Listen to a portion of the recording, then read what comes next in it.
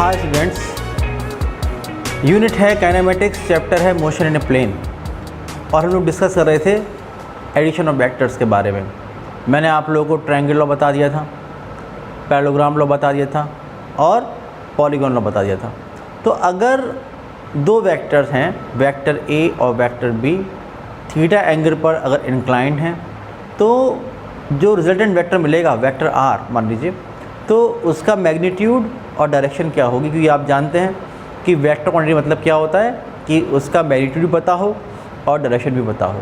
तो अगर आपको वेक्टर ए और वेक्टर बी, दो वेक्टर को आपने अगर ऐड किया, रिजल्टेंट वेक्टर आया आर, उसका डायरेक्शन, इसका मतलब वेक्टर ए से क्या एंगल है, वेक्टर बी से क्या एंगल है और उसकी लेंथ कितनी है, इसको कितना मैग्नीट्यूड है, अगर आपको निकालना हो तो हम लोग एक फॉर्मूला ड्राइव करने वाले हैं। और जो टॉपिक है वो है analytical method of vector addition. देखिए, एडिशन ऑफ टू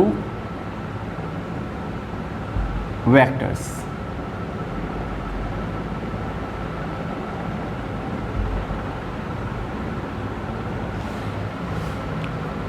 आप लिखेंगे let two vectors, vector A and vector B of magnitudes mod of A is equal to A and mod of B is equal to B are inclined at an angle theta. Vector R be the resultant vector of magnitude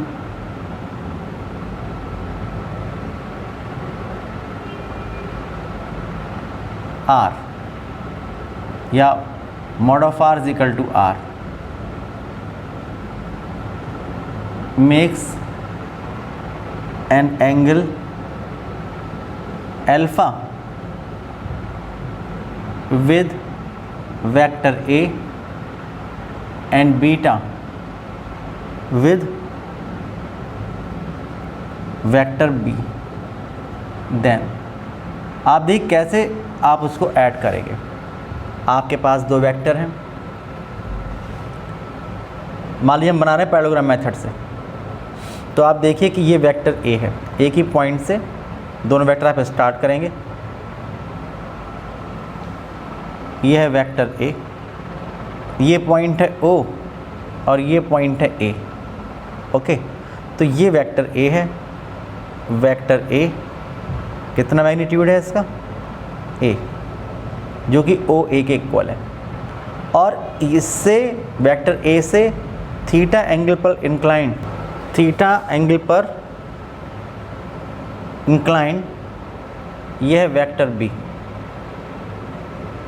magnitude है इसका B, मतलब O से लेके B तक ये है। अब with the help of parallelogram law आप देखिए एक पैरेललोग्राम तैयार करेंगे, इसके पैरेलल ये लाइन, इसके पैरेलल ये लाइन,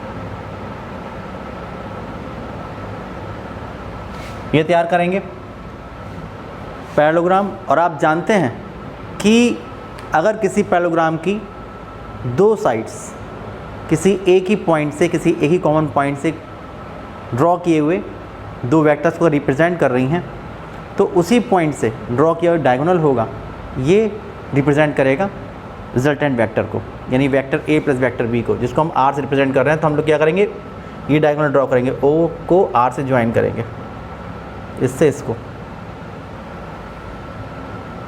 ये होगा, तो ये होगा वेक्टर आर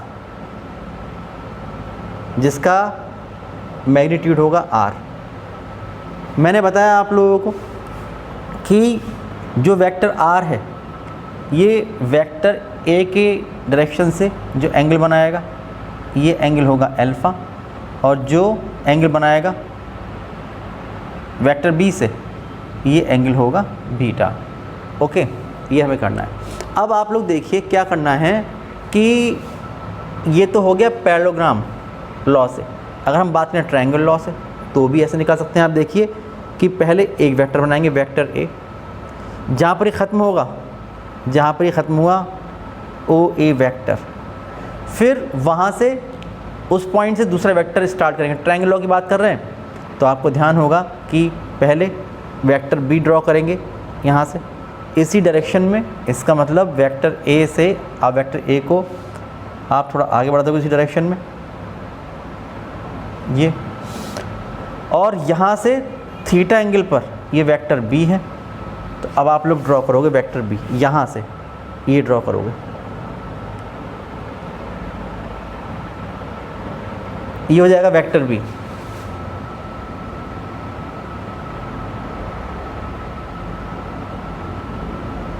ये होगा वेक्टर बी जिसका मैग्नीट्यूड कितना होगा बी। आप देख रहे हैं कि ये और ये जो ओ बी है वो ए आर के इक्वल है, और आप देख रहे हैं डायरेक्शन भी सेम है, एंगल सेम है। इसलिए from the definition of equal vectors, जब दो वेक्टर जो कि इक्वल मैग्नीट्यूड के हैं अगर पैरेलल हैं तो वो एक ही वेक्टर रिप्रेजेंट करते हैं। तो आप देखिए वेक्टर ए ये हुआ, वेक्टर बी ये हुआ, ये इसका इनिशियल पॉइंट वेक्टर ए का, ये फाइनल पॉइंट, और ज्वाइन कर दिया इनिशियल टू फाइनल।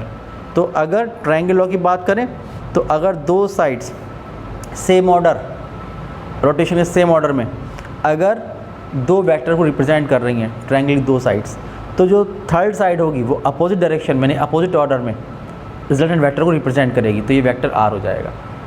ठीक है भाई, ये होगा। तो इसमें दोनों ही लॉ शामिल हैं, ट्रायंगल लॉ भी शामिल है और पैरेललोग्राम लॉ भी शामिल है। अब आप लोगों को ये वेक्टर आर चाहिए, ये इसका मैग्नीट्यूड चाहिए। तो मैग्नीट्यूड निकालने के लिए आपको एक राइट एंगल ट्रायंगल बनाना होगा।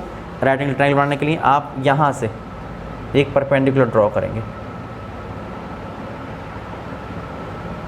ये आप एक परपेंडिकुलर ड्रॉ करने वाले हैं। ये आपने एक परपेंडिकुलर ड्रॉ कर दिया आर एम। तो ये ओ आर एम ये एक राइट एंगल ट्रायंगल हो गया।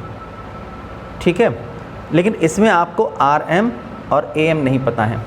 तो आर एम और ए एम पता करने के लिए हम लोग ट्रायंगल ए आर एम में एक बार साइन थीटा ले लेंगे तो आपको आर एम मिल जाएगा, फिर कॉस थीटा ले लेंगे तो आपको ए एम मिल जाएगा। बिकॉज इसका तो मैग्नीट्यूड पता है आप लोगों को कि ये बी है। तो आप लिखेंगे कि in triangle A R M, in triangle A R M we have sine theta and cos theta.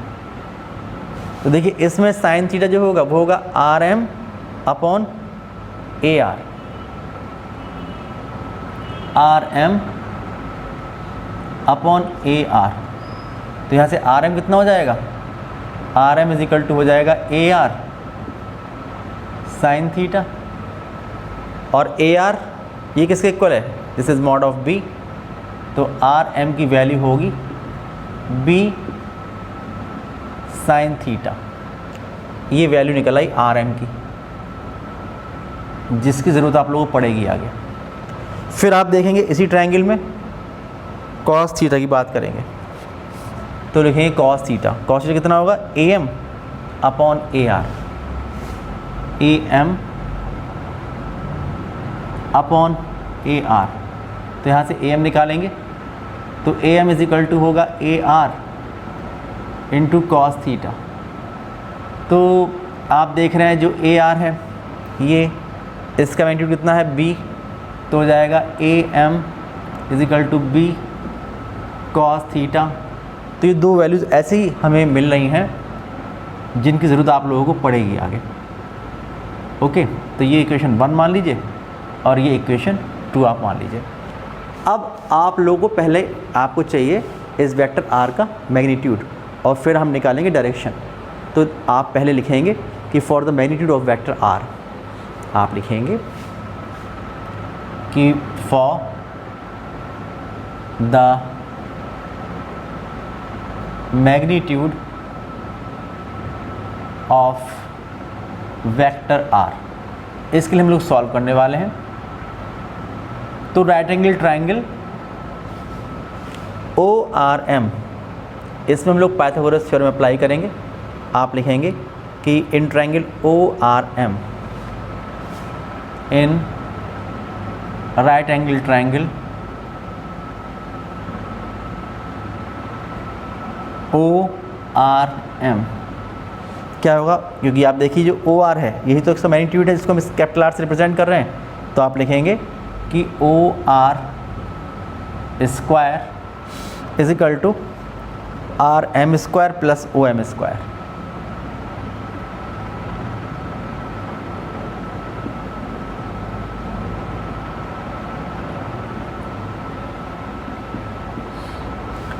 लेकिन जो OM है यह OA प्लस AM, पुटिंग कि OM is equal to OA plus AM। तो हो जाएगा OR square is equal to RM square plus OA plus AM इसका square. Putting value put कर दीजिए।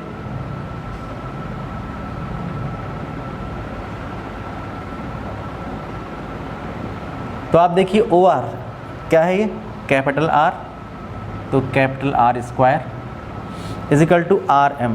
देखिए रहा RM कितना है, B sin theta plus OA कितना है A और AM कितना है B cos थीटा। तो A plus B cos theta, A plus B cos theta square. तो हो जाएगा R square is equal to ये हो जाएगा B square sine square theta. आप सब लोग A square plus B square plus twice AB से, तो आप लिखेंगे A square plus B square cos square theta plus 2AB cos theta, ये हो जाएगा। उसके बाद देखिए A स्क्वायर आप यहाँ लिख लेंगे और यहाँ पर ये जो B स्क्वायर है इसे कॉमन लेंगे, तो हो जाएगा कि R square is equal to A square plus B square with in bracket sine square theta plus cos square theta, ये हो जाएगा। And plus 2AB cos theta plus 2AB cos theta. लेकिन आप जानते हैं कि sine square theta plus cos square theta 1 होता है, तो आप लिखेंगे but sine square theta plus cos square theta is equal to 1। तो यहाँ से अगर आप देखेंगे तो आपको मिलेगा R square is equal to A square plus B square plus 2AB cos theta. तो ये अगर यहाँ से अगर आप चाहें तो R निकाल सकते हैं कि magnitude of resultant vector R, magnitude of resultant vector R that is, आप R कहें या मॉड ऑफ R कहें एक ही बात है। इसकी वैल्यू होगी अंडर रूट, यहाँ से देखिए A square plus B square plus 2AB into cos theta, ये हो जाएगा। ठीक है,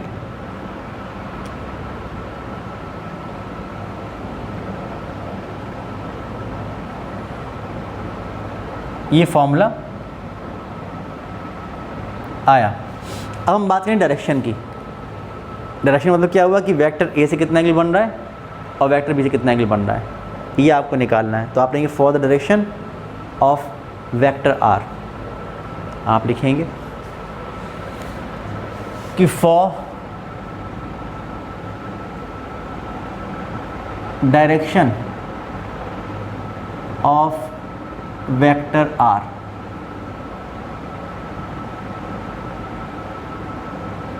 इसकी हम बात कर रहे हैं। तो डायरेक्शन मतलब क्या हुआ कि आप लोग ये निकाल लीजिए बस अल्फा बीटा। तो अगर आप देखें ट्रायंगल ओ आर एम से, तो हम लोग क्या कर सकते हैं, टेंजेंट अल्फा निकाल सकते हैं, जो होता है R M upon O M, और जो ओ एम है वो है O A plus A M. तो आप लिखेंगे कि tan alpha in triangle O R M in triangle O R M, तो tangent alpha is equal to होगा R M upon O M, और जो ओ एम की वैल्यू है वो आप पुट कर देंगे। तो ये है O A plus A M, value put कर देंगे टेंजेंट अल्फा। देखिए आर एम कितना आया था, बी साइन थीटा अपॉन जो ओ ए है ये है मॉड ऑफ ए यानी कैपिटल ए, और प्लस जहाँ लिखा है ए एम यह है B cos theta, B cos theta.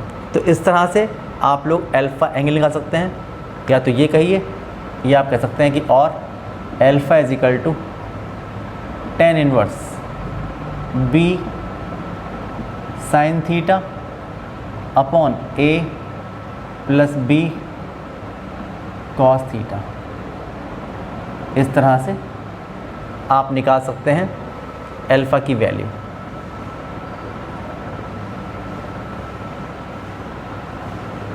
तो कितना एंगल बनेगा वेक्टर ए से, ये बात यहाँ से क्लियर हो जाती है। अगर आपको ऐसे ही बीटा निकालना है तो हमें क्या करना पड़ेगा कि वेक्टर बी को आगे बढ़ाना पड़ेगा और यहाँ से एक परपेंडिकुलर ड्रॉ करना पड़ेगा, और फिर उस ट्रायंगल में हम लोग लेंगे टेंजेंट बीटा, ऐसे ही सॉल्व करना पड़ेगा। तो आप लिखिए सिमिलरली, आप जनरलाइज कर सकते हैं इसको। कैसे करें जनरलाइज बता रहा हूँ मैं आप लोगों को। आप लेंगे similarly on solving we gate,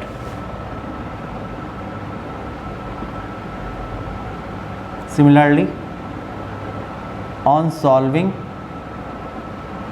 we get, solve नहीं करना है, ऐसे लिख देना है कि tangent beta is equal to, आप देखिए इस तरह जनरलाइज करते हैं कि अल्फ़ा किससे बना रहा था, ए से।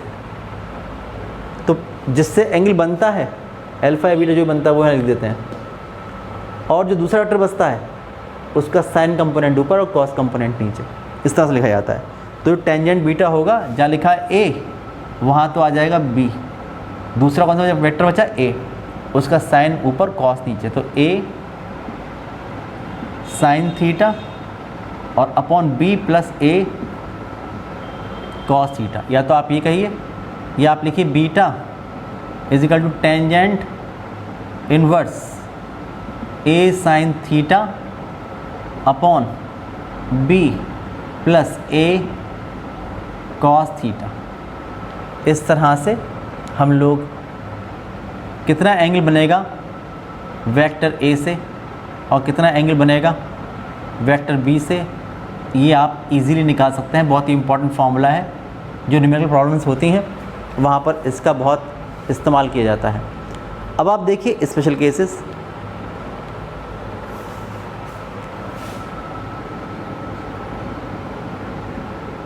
स्पेशल केसेस, आप देखिए केस फर्स्ट ये होगा कि अगर ये मानिए कि वेक्टर ए और जो वेक्टर बी अगर एक ही डायरेक्शन में हो तब क्या होगा। उस केस में देखें, if vector A and vector B are in the same direction,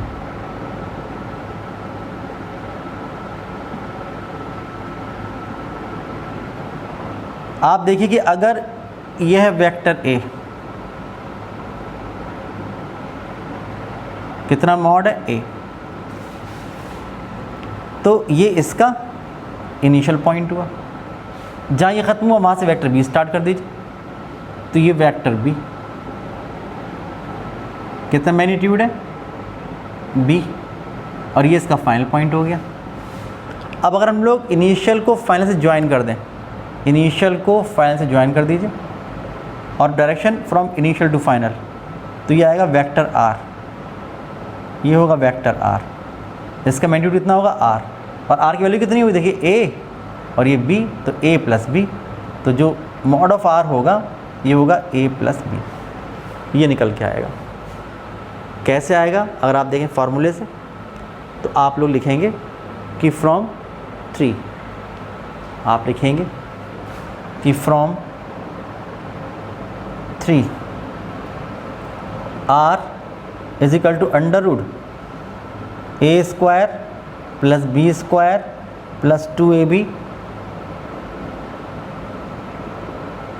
cos 0, और आप जानते हैं कि जो cos 0 होगा वो कितना होगा, वो होगा 1, तो आप लिखेंगे r is equal to under root A square plus B square plus 2ab into 1, ये हो जाएगा। और A square plus B square plus 2ab कितना होता है, ए प्लस बी का होल स्क्वायर, तो r इज इक्वल टू होगा under root A plus B इसका होल स्क्वायर, और जब आप इसका रूट हटाएंगे तो स्क्वायर रूट से ए स्क्वायर कैंसिल, तो बचेगा ए प्लस बी, तो आप देखिए ये निकल के आ रहा है। तो उस केस में जो रिजल्टेंट होगा उसका मैग्नीट्यूड दोनों वेक्टर्स के मैग्नीट्यूड के समेशन के इक्वल होगा। आप लिखेंगे कि जो आर होगा इस केस में ये होगा ए प्लस बी, पहली बात। और दूसरी बात ये कि अगर आप एंगल देखेंगे, अगर आप लोग 4 या 5 का इस्तेमाल करते हैं तो आप देखेंगे कि जो साइन 0 होता है ये होता है 0, तो यहाँ से अल्फ़ा कितना आ जाएगा 0, बीटा देखेंगे साइन 0 0 कितना हो जाएगा 0। तो आप समझ सकते हैं कि जो ए या बी से जो डायरेक्शन हो रही है वेक्टर आर की वो 0 एंगल पर, इसका तो उसी डायरेक्शन में है जिस डायरेक्शन में दोनों वेक्टर होंगे। आप लिखेंगे कि from 4 and 5, from 4 and 5 alpha 0 beta 0, that is vector r will be in the direction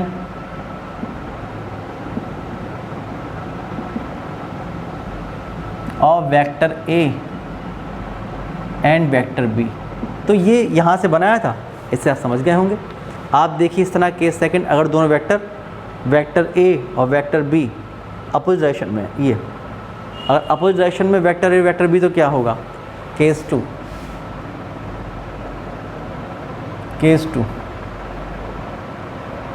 if vector a and vector b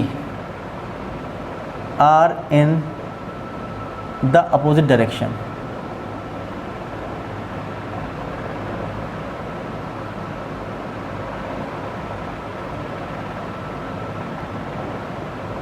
आप देखिए सेम डायरेक्शन में से कितना थीटा था 0, अपोजिट में कितना एंगल होगा 180 डिग्री होगा। ये मानिए कि ये वेक्टर ए था, ये vector A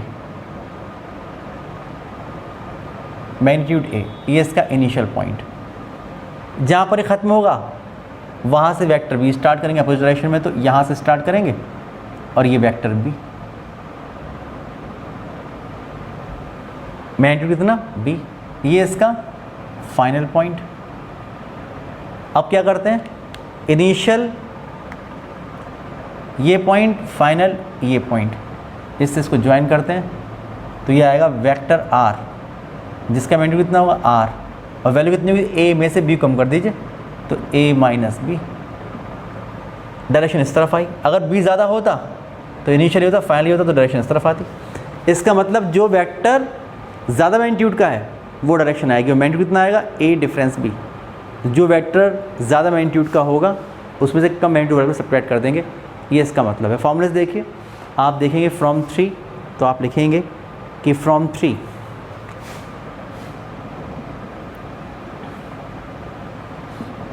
R is equal to under root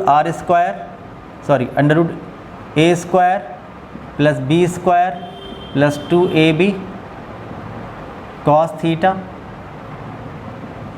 under root A square plus B square plus 2ab cos 180 degree under root A square plus B square plus 2ab -1 under root A square plus B square minus 2ab, और ये क्या होता है, A square plus B square twice A B, तो a minus B का whole square, तो हो जाएगा under root A minus B इसका होल स्क्वायर, और जब आप लोग स्क्वायर रूट लेंगे तो plus minus a minus B, तो जो r आएगा वो आएगा a डिफरेंस b, ये आएगा। और जो डायरेक्शन होगी वो in the direction of bigger vector, दोनों में से जो भी ज़्यादा मैग्नीट्यूड का होगा उस डायरेक्शन में, direction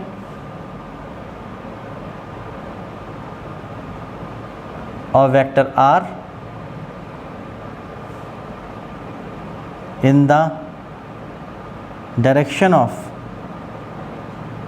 bigger vector.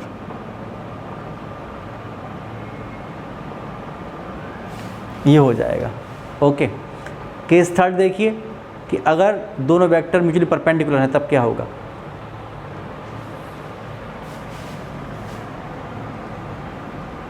If vector A and vector B are perpendicular to each other, कितना एंगल हो गया, थीटा हो गया 90 डिग्री, तब क्या होगा। तो उस केस में अगर ये 90 डिग्री का एंगल बन रहा है थीटा, तो आप देखेंगे वेक्टर ए, ये है वेक्टर ए, मॉड कितना है, मैग्नीट्यूड है ए, जहाँ पर ख़त्म हुआ वहाँ से वेक्टर बी स्टार्ट कर दीजिए। ये वेक्टर बी कितना मैग्नीट्यूड है, बी, ये इसका इनिशियल पॉइंट, ये इसका फाइनल पॉइंट। इसका ऑर्डर ये, तो रिवर्स ऑर्डर में ट्रायंगल लॉ से इससे इसको ज्वाइन करते हुए इनिशियल टू फाइनल, तो ये होगा आर, कितना मैग्नीट्यूड होगा आर। पाइथागोरस थ्योरम अगर लगाएंगे तो R is equal to under root A square plus B square. और डायरेक्शन कैसे देखेंगे, अगर ए से ये टेंजेंट अल्फा, तो ये टेंजेंट अल्फा जो होगा ये कितना होगा, बी अपॉन ए, और बीटा से इससे कितना एंगल बन रहा है, देखिए जो एंगल बनेगा, अगर आप वेक्टर बी डायरेक्शन कौन सी है, ये आर कौन सी है, ये, तो ये एंगल कौन सा बनेगा, बीटा। तो अगर ये बीटा तो ये बीटा, तो tangent beta is equal to A upon B. ये यहाँ से हम लोग टेंजेंट अल्फा और टेंजेंट बीटा भी निकाल सकते हैं अगर चाहें तो फिलहाल ये तो मैंने फिगर से बताया। फॉर्मूलेस देखिए, आप लिखेंगे कि फ्रॉम 3, 4 एंड 5, क्योंकि ये एंगल जो होगा ये अल्फा हो जाएगा और ये बीटा हो जाएगा। आप लिखेंगे फ्रॉम 3, 4 एंड 5। इससे आप देखेंगे तो आपको मिलेगा कि ये रहा R is equal to under root A square plus B square plus 2ab cos 90, cos 90 zero होता है, तो under root A square plus B square plus 2ab into zero, तो under root A square plus B square, ये हो जाएगा, ये हो जाएगा आर।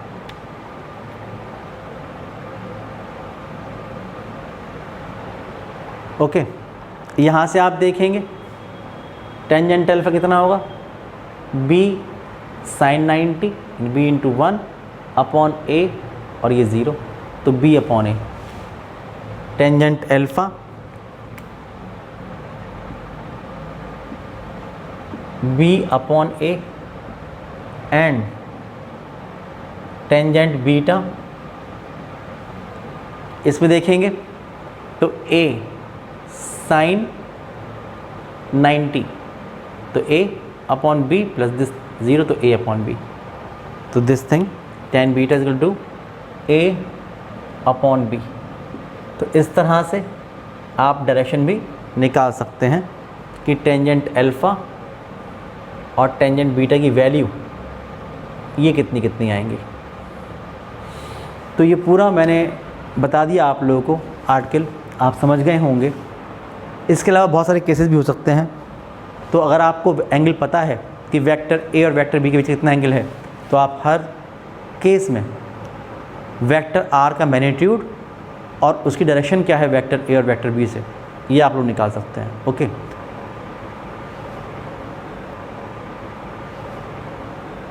तो आज के वीडियो में इतने रखते हैं।